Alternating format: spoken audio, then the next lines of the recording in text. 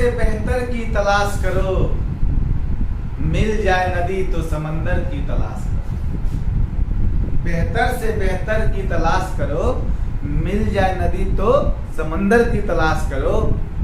टूट जाते हैं शीशे पत्थरों की चोट से, टूट जाते हैं शीशे पत्थरों की चोट से, तोड़ दे पत्थर ऐसे शीशे की तलाश करो। नमस्कार, मैं पंकज आपके सामने एक फिर से नया वीडियोस लेके आया हूं।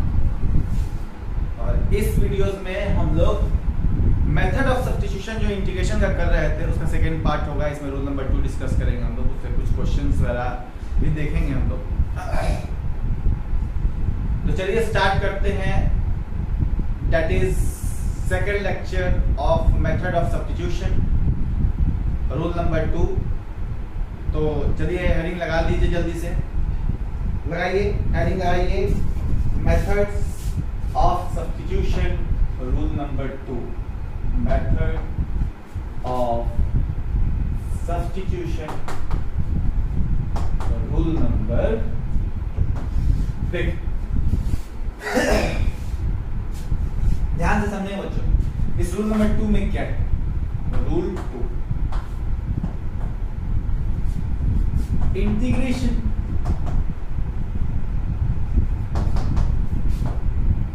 in the form of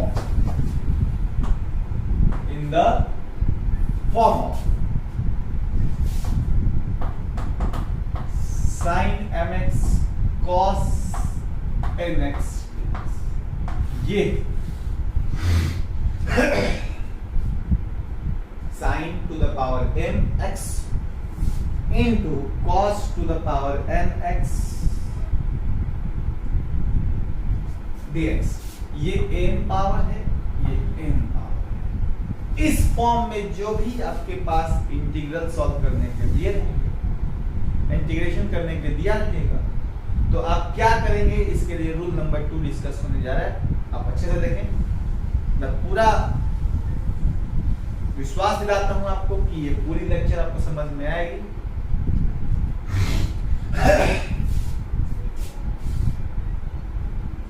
तो इसमें देखिए, मैं ये बोलता हूं कि क्या ये sine to the power mx है, cos to the power nx है। क्या मैं अगर आपसे पूछूं कि क्या ये m ऑड नंबर नहीं हो सकता है, तो आप बोलेंगे सर हो सकता है। इवन भी हो सकता है, तो हाँ। और इवन के अलावा यानी m और n जो है वो एक्चुअली पूरी की पूरी इंटीजर हो सकती है, हो सकती है कि नहीं हो सकती है। हो सकता है -1 हो सकता है -2 हो सकता है +2 हो। तो जितनी सारी इंटीजर है उसमें इवन की भी बात आएगी, ऑड की भी बात आएगी, है कि नहीं। पॉजिटिव नंबर या नेगेटिव नंबर मिलाकर इंटीजर दिखाया जाता है, आपको पता है ऑलरेडी। तो मैं बताऊं कि m जो है ऑड भी हो सकती है, इवन भी हो सकती है, नेगेटिव ऑड नंबर भी हो सकती है, पॉजिटिव ऑड नंबर भी हो सकती है।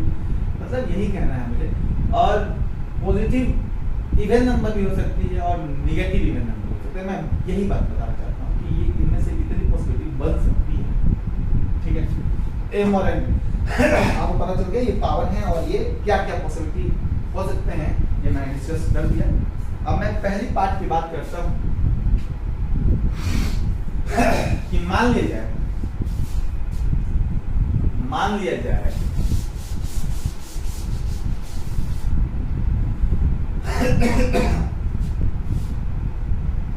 that is first point, कि if the power of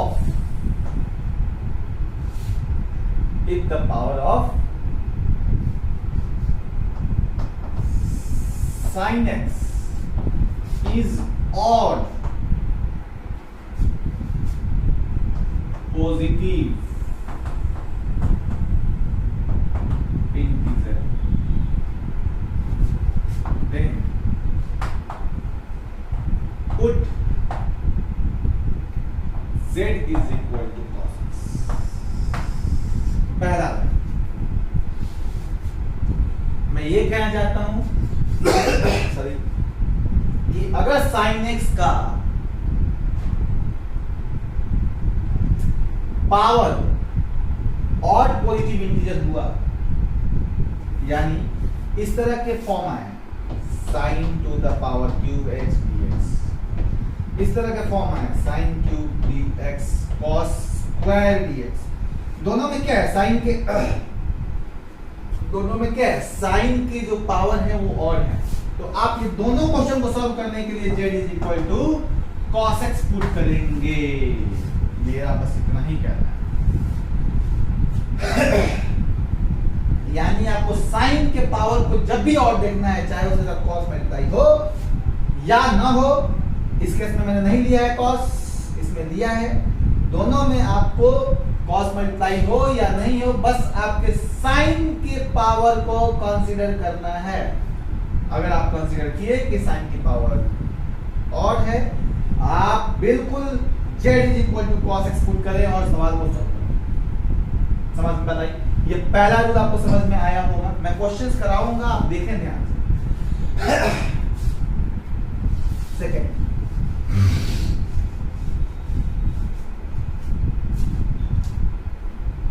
rule number second, अगर मैं बात करूं if the power of cos x is odd positive integer, then put z is equal to sin x। देखिए बच्चों, बहुत ध्यान से समझें, मैं फिर से बताने जा रहा हूं। सेकेंड पार्ट क्या कहता है कि अगर cos x का पावर आपको ऑड पॉजिटिव इंटीजर मिले, तो अब आपको z is equal to sin x put करना है और इंटीग्रेट करना है। समझ गए बात? जैसा मैं एग्जांपल लेता हूं कि अगर मैं बोलूं cos cube x into sin square x, या मैं सिंपली बोलूं cos to the power 5x dx, अगर इस तरह के आपको जब भी इंटीग्रेशन करने के लिए मिला,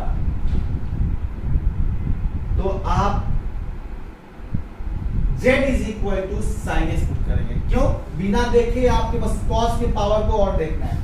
यहां भी cos का पावर ऑड है, यहां भी cos का पावर ऑड है, then you have to apply z is equal to sin x and solve. बात समझ में आ गई? ये सेकंड लाइन क्या कह रहा है आपको क्लियर हो गई? मैं इसका भी एक एग्जांपल लेके आपको शो करूंगा और इसका रिजल्ट निकालूंगा, आपको समझाऊंगा कैसे करते हैं, आप देखते हैं। तीसरी बात कर लेते हैं। तीसरी बात,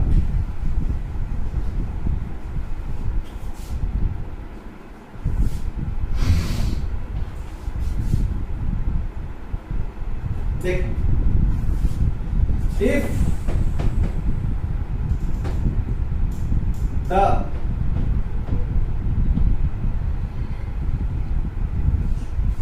if the power of both sin, if the power of both sin x and cos x, both sin x and cos x are odd positive integer, then put z is equal to cos x or z is equal to sin x। अगर बच्चों आपको integration करते समय sin x cos x के power जो हैं और positive integer मिले दोनों के, तो आप या तो z is equal to cos x put कर लें या z is equal to sin x put कर लें, ये इंटीग्रैंड सॉल्व हो जाएगा। ठीक है, जैसे मैं एग्जांपल देता हूं इसके लिए कि अगर मान लीजिए आपको sin cube x cos cube x dx देते हैं, तो मैं ये कहता हूं कि अगर कोई बच्चा कंसीडर किया साइन का पावर क्यूब यानी ये ऑड पॉजिटिव इंटीजर है तो वो z is equal to cos x भी ले सकता है। हो सकता है कोई लड़का इसको ना कंसीडर करे, cos क्यूब x को देख ले और कहे cos की पावर क्या है, ऑड पॉजिटिव इंटीजर है, तो मैं यहाँ पे z is equal to cos sin x दूंगा। तो क्या वो गलत करेगा? नहीं। दोनों में से दोनों लड़के सही करेंगे क्योंकि एक ने कंसीडर किया साइन का power that is odd positive integer और उसने z is equal to cos x लिया, और दूसरे लड़के ने कंसीडर किया cos का पावर जो कि ऑड पॉजिटिव इंटीजर है और z इज इक्वल टू उसने sin x लिया, और उस इंटीग्रांड को सॉल्व करने के लिए उसने कोई भी जो रूल है वो लगा सकता है z is equal to cos x या z is equal to sin x because the power of both this sin x and cos x is odd positive integer. Is it clear? तो मैं यही कहना चाहता हूं कि ये जो आपका थर्ड लाइन है, इस तरह के इंटीग्रांड को देख के आप ये दोनों में से कोई भी एक कंसीडर करके इंटीग्रांड को सॉल्व करें। तीसरा चौथा जो रूल है वो मैं फिर से डिस्कस कर रहा हूं, देखें आप। इसके बाद ऐसा हो सकता है कि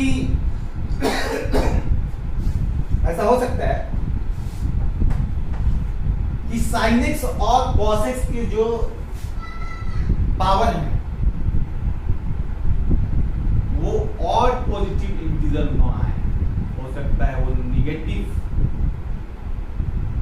ऑड पॉजिटिव इंटीजर है, सॉरी निगेटिव ऑड इंटीजर है।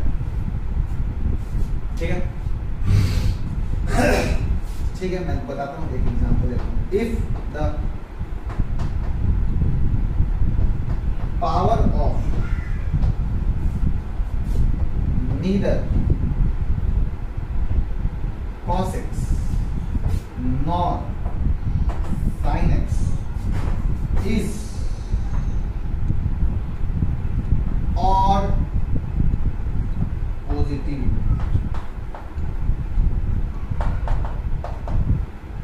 नहीं तो ना तो cos x का ना तो sin x का जो पावर है वो पॉजिटिव और पॉजिटिव इंटीजर नहीं आएगी। If the power of neither cos x nor sin x is odd positive, इनमें से दोनों में से किसी का भी पावर जो है ऑड पॉजिटिव इंटीजर नहीं है, तो इसके लिए दो केस बनाते हैं, पहला और दूसरा। पहला केस क्या कहता है कि नहीं, सॉरी इसी में थोड़ी सी मैं ऐड करता हूं। then you have to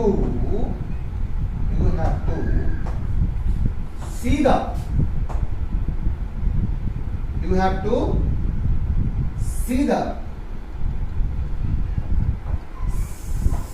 sum of power of sin x and cos x। तब आपको दोनों का सम लेना पड़ेगा, सम ऑफ द पावर्स यूज करने पड़ेंगे इस केस में। तो मैं ये कह रहा था कि you have to see the power, you have to see the sum of the power of sin x and cos x। sin x और cos x के सम ऑफ द पावर्स को आपको चेक करना है।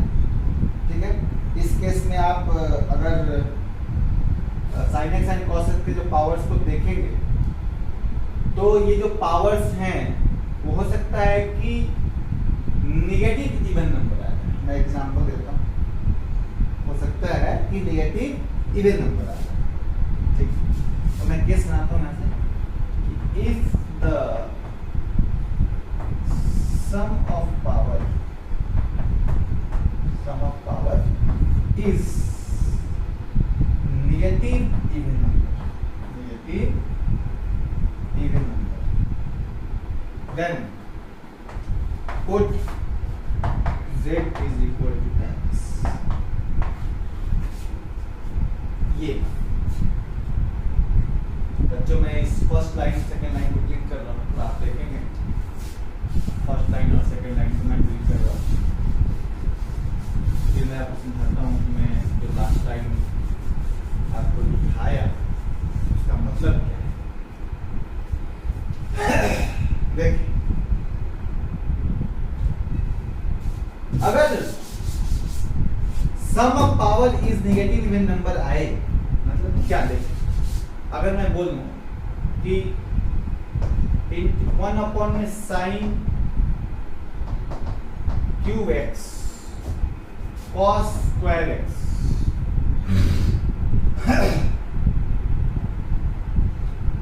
या हो जाए यहां 5x, ठीक है।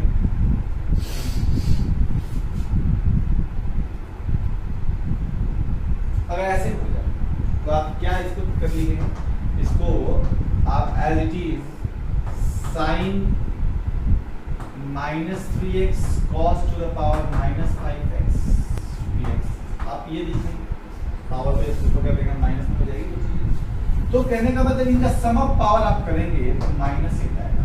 आप m और n की वैल्यू को जोड़ेंगे, this is the values of m and this is the value of n, and if you add these two values m and n, then you will get -8। तो m और n मिलकर होगा -8, m और n मिलकर होगा -8, और -8 जो है वो निगेटिव इवन नंबर है, निगेटिव इवन नंबर है। मैं यही बताना चाहता हूं, निगेटिव क्या है, इवन नंबर। तो उस केस में आप z is equal to tan x put करेंगे, z is equal to tan x put करेंगे, ठीक। ये बात तो आपको समझ में आ रही है। एक केस दूसरा बी पार्ट में लेता हूं इसी की मैं, तो इसका एग्जांपल दिया कि अगर ऐसा होगा तो आप क्या करें। अब मैं इसी का बी पार्ट बनाता हूं, एक तो पार्ट में डिस्कस कर दिया ए पार्ट, अब मैं बी पार्ट डिस्कशन करने जा रहा हूं, ठीक है। तो बी पार्ट में मैं ये कहना चाहता हूं कि if sum of powers is negative even number नहीं, पॉजिटिव इवन नंबर हो, तो put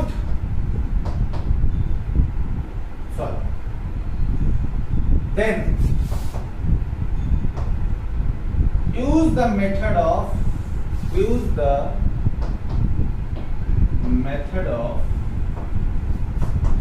transformation. Use the method of transformation.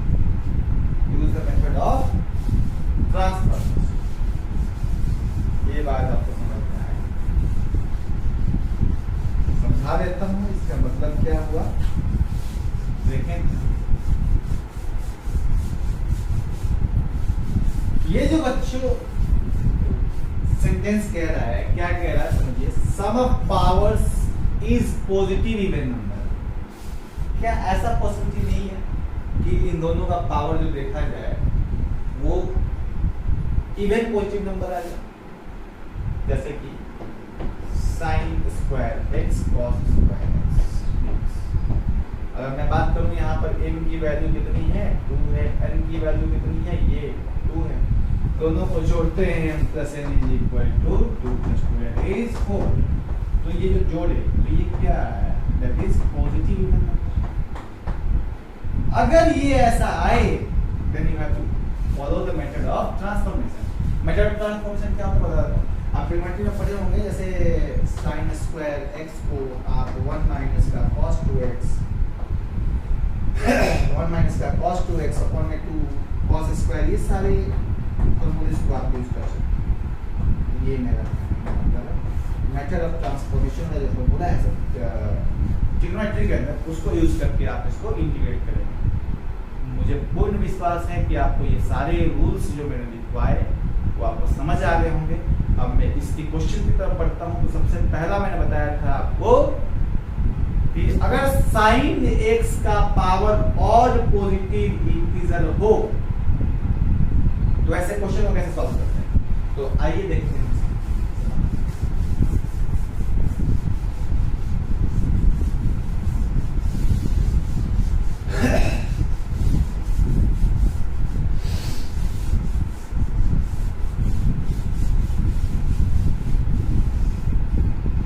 समझ में आ गया होगा इंटरेस्ट ले रहे होंगे, ये बात मुझे पता चल रहा है, और मैं ऐसे ही इंटरेस्ट दिलाते रहते आपको बहुत कुछ सिखा दूंगा, आप देखते रहें।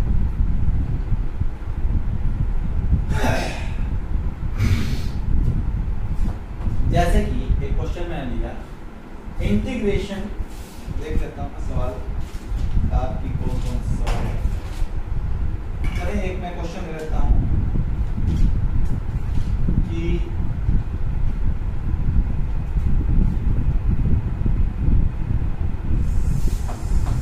sin to the power 5x dx, इसका इंटीग्रेशन करना है। बताइए यहाँ पे क्या पावर है साइन का, तो ऑड पॉजिटिविटी है, क्या पुट करना होता है, इसका उल्टा, z is equal to cos x। बोले हाँ, यही बताया था मैंने आपको, आप बोले हैं यही था, वही काम करना है, सिंपल सी बात। तो यहाँ पे लेंगे sin to the power 5x, इस एक बार बताइए, इसको डिफरेंशिएट करते हैं x रिस्पेक्ट में, फंक्शन x में dz upon dx is equal to cos x का डिफरेंशिएशन क्या होता है, माइनस sin x, और मैं कहूँगा dz by sin x की जो वैल्यू होगी वो dx के बराबर होगी, और मैं बोलूँगा यहाँ से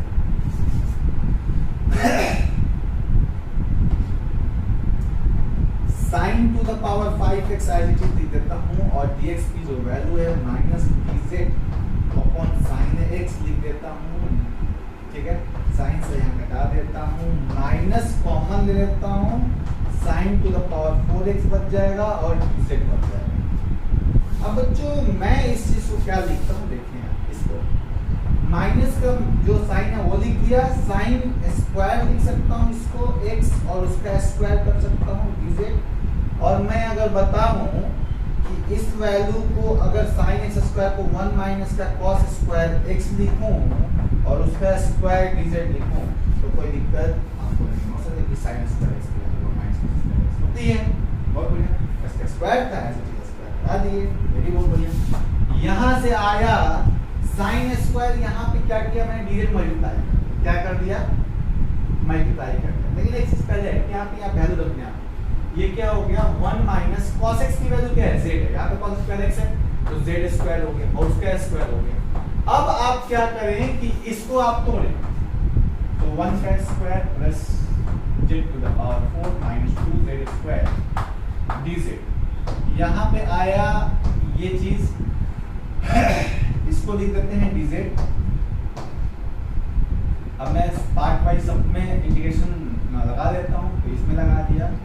अब मैं z टू पावर 4 में इंटीग्रेशन लगा देता हूँ, और मैं अब माइनस का 2 बाहर निकाल दिया इंटीग्रेशन से, z स्क्वायर dz में, ठीक है, और इसको ब्रैकेट में बंद कर दिया, माइनस है सबके लिए कॉमन, ठीक है। तो ये माइनस साइन dz का तो बच्चा z आ जाएगा, z का पावर 4 का 5, z का पावर 5 ओपन 5 हो जाएगा, और ये z का स्क्वायर हो जाएगा z का क्यूब बाई और प्लस c, इंटीग्रेशन का कांस्टेंट लगा दिया। यहाँ पे minus z plus z to the power 5, sorry minus का, minus z to the power 5 plus 2z cube upon में 3 प्लस।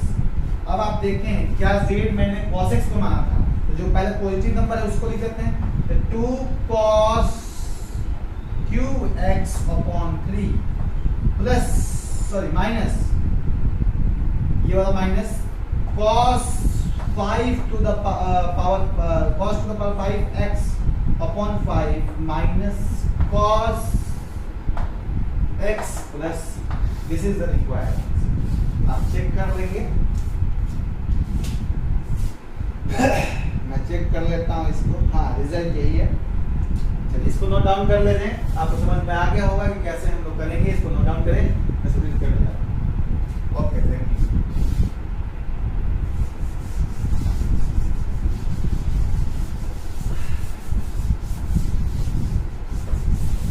अब देखिए सेकेंड, जो मैंने बताया था कि अगर cos x का पावर ऑड पॉजिटिव इंटीजर हो, उससे मैं एक क्वेश्चन लेता हूं, that is question number second, form उसी का पार्ट जो मैंने बताया था, integration of cos cube x dx। चलो इस केस में मैंने क्या बताया था कि जब भी इसका अगर ऑड का कॉस का ऑड पॉजिटिव इंटीजर हो तो आपको z इज इक्वल टू क्या मानने की जरूरत है, sin x। z फंक्शन है, sin x का फंक्शन है। देखिए सॉरी ये जो z है वो sin x के बराबर है, तो dz upon dx differentiate x के रिस्पेक्ट में करेंगे तो डिफरेंशिएशन ऑफ sin x क्या हो जाएगा cos x, और यहाँ से जो dz अपॉन cos x की जो वैल्यू आएगी वो dx रहेगी। dz अपॉन cos x की वैल्यू sin x पर cos x और cos x dz by cos x आ गया dx बराबर। अब मैं बोलता हूँ क्या मैं cos क्यूब को cos क्यूब x लिख दिया, dx को dz अपॉन cos x लिख दिया, कैंसल आउट कर दिया, ये cos square x dx dz हो गया, और cos स्क्वायर को हम लोग क्या लिख सकते हैं बच्चों, इंटीग्रेशन ऑफ 1 माइनस का sin स्क्वायर x। बोल हाँ भाई। अब यहाँ पे इंटीग्रेशन 1 माइनस का z स्क्वायर कर देंगे क्योंकि sin x की वैल्यू z थी, ठीक है, dz। अब ये इंटीग्रेट करेंगे dz का और माइनस z स्क्वायर dz का, तो ये dz का इंटीग्रेशन z और इसका z cube by plus. This is the required answer. यहाँ पे z की वैल्यू क्या है, sin x minus sin cube x upon 3 plus c, यह आंसर। आप इसको पॉज करके नोट डाउन कर लें। थर्ड स्टेप मैंने बोला था कि अगर sin x और cos x के पावर,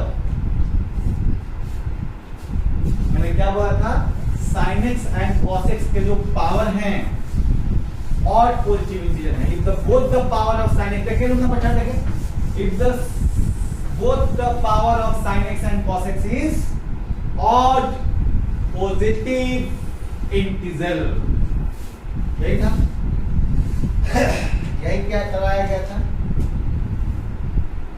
लेकिन इसमें एक सवाल है, question number 3, integration sin cube x cos 5x। देखिए बच्चों, अब ये सवाल में इस क्वेश्चन में देखने की जरूरत है आपको कि इसमें क्या है, cos x और sin x के दोनों के पावर क्या है, और है, तो या तो आप sin x z is equal to sin x put कर लें, या तो आप z is equal to cos x put कर लें। दोनों के लिए आप दोनों पुट कर सकते हैं, दोनों में से कोई एक पुट कर सकते हैं। आपको कोई रिस्ट्रिक्शन नहीं है कि कोई इसमें पावर इसको कंसीडर कर लेगा और कोई इसको कर लेगा, दोनों में से अपना पुट कर लेगा, कोई दिक्कत नहीं। अब देखिए मैंने मान लिया कि sin x का जो पावर है वो और पॉजिटिव इंटीजर है, तो मैं z इज इक्वल टू क्या पुट करूंगा, cos x पुट करूं, तो dz अपॉन dx की वैल्यू कितनी है, cos x क्या होता है, डिफरेंशिएशन ऑफ cos x बताएं, माइनस -, बहुत अच्छा। तो dx की वैल्यू क्या होती है, dz minus dz upon sin x, बहुत अच्छा। अब आप इसी इक्वेशन को देखें, यहाँ पे क्या था, sin क्यूब x था, यहाँ पे क्या था, cos x को z मानते हैं, cos टू द पावर 5 है, इसका मतलब z टू द पावर 5, और यहाँ पे माइनस dz dx की जगह पे मैं पुट कर रहा हूँ और sin x, वो तो कट जाएगा, ये बहुत अच्छा। ये क्या आ गया, sin स्क्वायर x आ गया और z टू द पावर 5 आ गया, और माइनस कॉमन निकाल दिया, dz हो गया। क्या ये sin स्क्वायर x की वैल्यू 1 माइनस की cos स्क्वायर x होगी, आप बोलेंगे यहाँ से, बहुत बढ़िया, z to the power 5 dz होगी कि नहीं होगी। फिर मैं ये कहूंगा कि यहां से ऐसे 1 माइनस cos स्क्वायर x, यहां पे मैं कहूंगा 1 की वैल्यू 1 हो जाएगी, और cos स्क्वायर x को मैं cos x को z मानता तो 1 माइनस का z square z to the power 5 dz है कि नहीं। माइनस ऐसे इंटीग्रेशन मैंने इसको सॉल्व करता हूं, इसको मल्टीप्लाई करता हूं, बताइए कितना होगा, z टू द पावर 5, आगे से मल्टीप्लाई करता हूं, कितना होगा, z टू द पावर 7 और dz। अब मैं पार्ट वाइज इस इंटीग्रेशन को तोड़ देता हूं, integration z to the power 5 dz minus integration z to the power 7 dz, और ब्रैकेट में minus sign z to the power 5 की वैल्यू क्या होगी बताइए, इंटीग्रेशन कितना होगा, z to the power 6 upon 6 minus z to the power 8 upon 8 plus c। This is the required answer. आप check करें, z to the power 8 upon 8 minus z to the power 6 upon 6 plus c, ये मेरा जो है required answer है। और आप इसमें z की वैल्यू पुट कर देंगे। z की वैल्यू कितनी थी? cos x माना था आपने, तो cos to the power 8x upon में 8 minus cos to the power 6x upon में 6 plus c। This is the required answer. इसको पॉज करके नोट डाउन करें, पॉज करके नोट डाउन करें। चलिए, थैंक यू। अब जो फोर्थ स्टेप क्वेश्चन जो था वो क्या था कि ऐसा था कि sin x और cos x के पावर्स का जो सम है वो निगेटिव इवन नंबर आ रहा है। ध्यान दीजिए, उस रूप को देखिए आप। क्या जो मैं बोल रहा हूँ गलत बोल रहा हूँ? क्या यही था? देखें, याद आया होगा आप सबको। अगर इसी तरह से मैं बोलूं एक क्वेश्चन कि क्या है भाई, बोलिए जरा। dx sin x, ठीक है। आगे cos cube x, ठीक।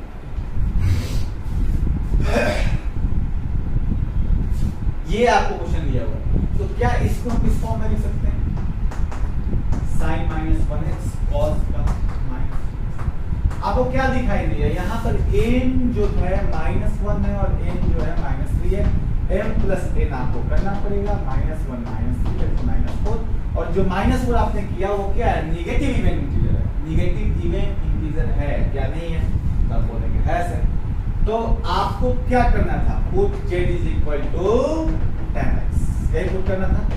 अब बताइए dz अपॉन dx, x के टर्म में डिफरेंशिएट करेंगे तो ये sec स्क्वायर x दे देगा। तो dx की जो वैल्यू होगी वो क्या होगी? वो हो जाएगी dz अपॉन में sec स्क्वायर। बोले हाँ, क्या यही होगी? अब मैं देखें, मैं इसी को थोड़ा इस साइड करता हूँ। यहाँ पे अब इसी चीज को मैं रखता हूँ। ये क्या था? इंटीग्रेशन dx था और इसके नीचे क्या था? sin x था, cos cube x था और dx के जगह पर मैं वो dz upon sec square x लिख दिया। तो ये sec स्क्वायर को मैं कन्वर्ट करता हूँ cos में, तो मैं लिख सकता हूँ इसके ऊपर 1 अपॉन में cos स्क्वायर x, cos का ऊपर चल जाएगा तो ये हो जाएगा cos square x dz upon में sin x cos cube x। आप बोलेंगे हाँ सर हो जाएगा, इजी बात है, क्या से बता देंगे। यहाँ पे इंटीग्रेशन आएगा dz ऊपर में, नीचे में आएगा sin x और cos x। बोलेंगे हाँ सर ये भी अच्छी बात है, ठीक है। और ये सारी जो चीजें हैं, अब इसके बाद मैं क्या करने वाला हूँ कि dz upon sin x cos x हो गया। क्या आपको अगर मैं पूछूं कि मैं इसी इंटीग्रैंड को ऐसे लिखूं 1 अपॉन में sin x इंटू 1 अपॉन में cos x dz, कोई दिक्कत? क्या मैं इस 1 cos sin x को आगे यहाँ पे इंटीग्रेशन cos x लिख सकता हूँ? बोलेंगे आप। क्या 1 अपॉन में cos x को मैं sec x लिख सकता हूँ? देखें यहाँ पे 1 cos x आया है, क्या मैं इसको sec x लिख सकता हूँ? आप बोलेंगे हाँ। अब ये cos x की वैल्यू मैं निकाल लेता हूँ, यहाँ से निकलेगी वैल्यू। देखिए z इज इक्वल टू, मुझे पता है कि z is equal to tan x है। सिंपल सा लॉजिक लगाएं, tan x की वैल्यू z है यानी ये p by b है। अगर मैं कंपेयर करूंगा p की वैल्यू z तो b की वैल्यू कितनी? 1। तो इसका मतलब मुझे पता चल गया कि p हो गया z, b हो गया 1। तो जाहिर सी बात है यहाँ पे h हो जाएगा under root p square plus b square, that is 1 plus z square. लिख सकते हैं। अब मुझे z भी पता चल गया, b भी पता चल गया, h भी पता चल गया, b भी पता चल गया, p भी पता चल गया। अब मुझे cosec x निकालना है। बताइए cosec x की वैल्यू क्या होती है? h अपॉन में p, h की वैल्यू कितनी है? Under root 1 plus z square upon में p, h अपॉन में p, p की वैल्यू कितनी है? z इनटू sec x की वैल्यू क्या होती है? h अपॉन में b, h अपॉन में b मतलब h की वैल्यू कितनी है? Under root 1 plus z square और b की वैल्यू कितनी है? तो 1 है। चलिए यहाँ पे dz, अब आप दोनों इसको मल्टीप्लाई करेंगे क्या होगा? 1 प्लस z स्क्वायर, क्योंकि 100 आपस में मिलके क्या हो जाएगा 1 इक्विवेलेंट हो जाएगा 1 + 1 1/2 1/2 मिलके 1 हो जाएगा है कि नहीं पावर z हो जाएगा dz हो जाएगा। मैं जब दोनों पर क्या डिवीजन लगा सकता हूं इसको लिख सकता हूं 1/z + z² / z dz बोले और मैं कह सकता हूं 1/z का इंटीग्रेशन प्लस z का इंटीग्रेशन।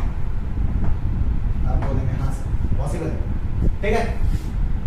थोड़ा सा मैं इस चीज को आगे एक्सप्लेन यहीं पे कर देता हूं। 1/z का क्या आएगा log z, बहुत अच्छा log mod z, और z का क्या आ जाएगा z²/2।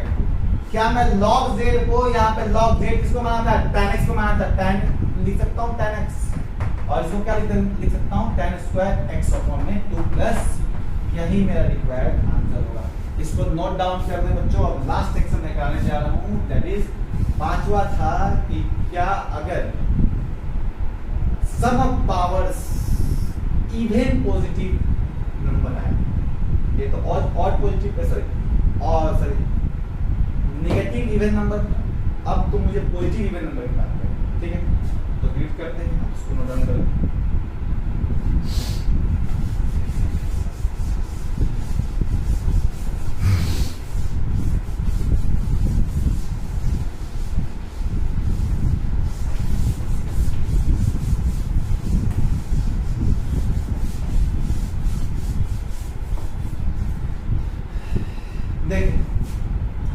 Rule number 5 sorry question number 5 जो रूल उस 5 पर ही है, ये था आपका क्वेश्चन। तो ये क्वेश्चन sin² x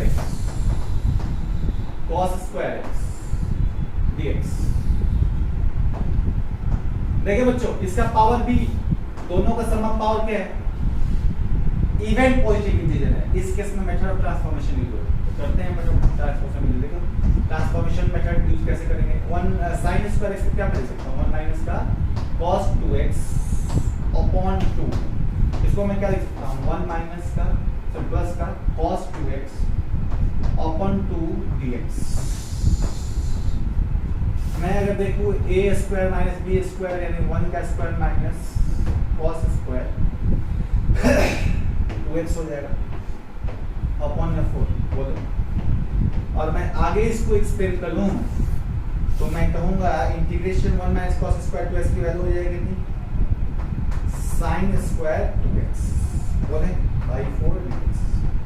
मैं और आगे बात करूं तो 1/4 इंटीग्रेशन निकाल दूंगा sin² 2x हो जाएगा dx हो जाएगा। और अब मैं फिर से इसको sin² 2x को फिर इसी फॉर्म में तोड़ता हूं मेथड ऑफ ट्रांसफॉर्मेशन लगा के, तो वैल्यू होगा इंटीग्रेशन 1 माइनस का cos 4x/2 dx बोले। ये 2 बाहर निकाल लेते हैं, इंटीग्रेशन आ गया 1 माइनस का cos 4x dx।